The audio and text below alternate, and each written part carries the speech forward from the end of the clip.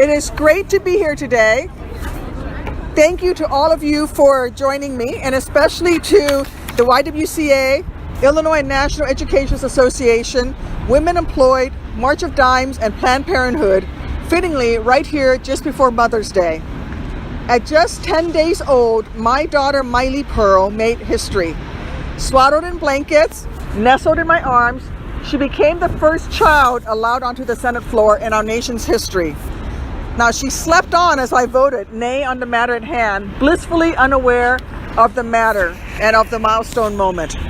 As a mother, I'll never forget that day.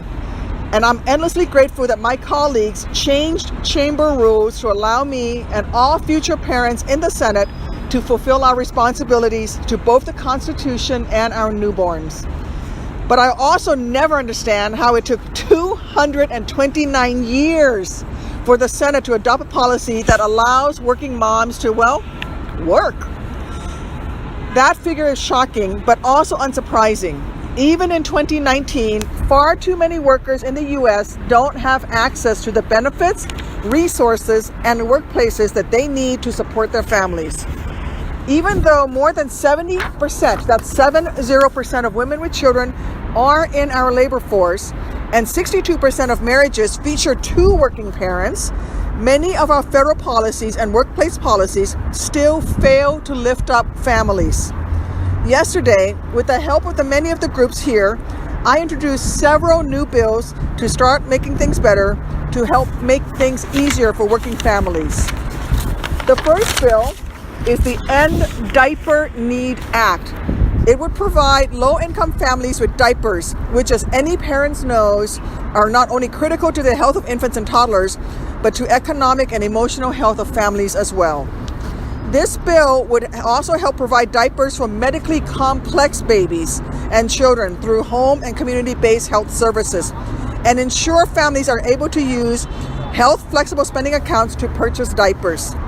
No family should struggle to purchase diapers for their babies, yet 1 in 3 mothers report that at times they do not have enough diapers to keep their children clean, dry, and healthy.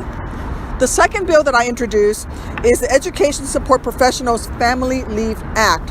While the Family and Medical Leave Act of 1993 was an important step towards ensuring many workers in America had access to unpaid leave to care for a family member or themselves, it doesn't extend that access to more than 40% of our workforce.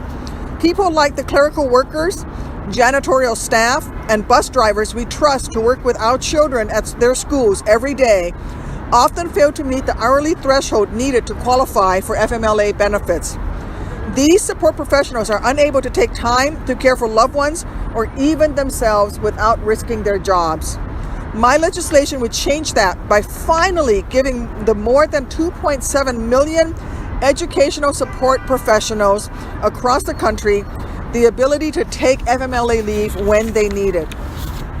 I'm also proud that I was able to introduce the Expanding On-Campus Childcare to Help Parents Succeed Act, which builds on legislation I've worked on for years to help student parents attend and finish college by increasing access to affordable childcare services right where they need it, on the campus. And while policies like extended and paid family leave, lactation support, and flexible hours for new parents should be the norm for workplaces, unfortunately, many employers haven't still moved into the 21st century, and there's more we can do to help working families. That's why the last bill in my working family package of legislation, the Honoring Family-Friendly Workplaces Act, is one that I introduced. It will encourage more and more employers to enact family-friendly policies by creating a program to recognize employers and businesses that actually do a good job welcoming parents into their workplaces. It's a certification program. It would be housed at the Department of Labor and would allow employers to highlight when they treat their workers well and offer benefits and policies that help new parents and all workers succeed. These bills are just the beginning of what we can and should be doing to help working families.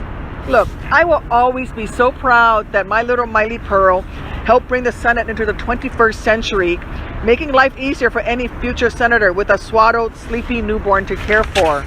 But the reality is, this country can't wait another 229 years for Congress to pass legislation that looks out for families outside of the Senate chambers. Thank you all again. Thank you for everyone who's here with me this afternoon. And I will be followed by Melissa Gonzalez. Thank you.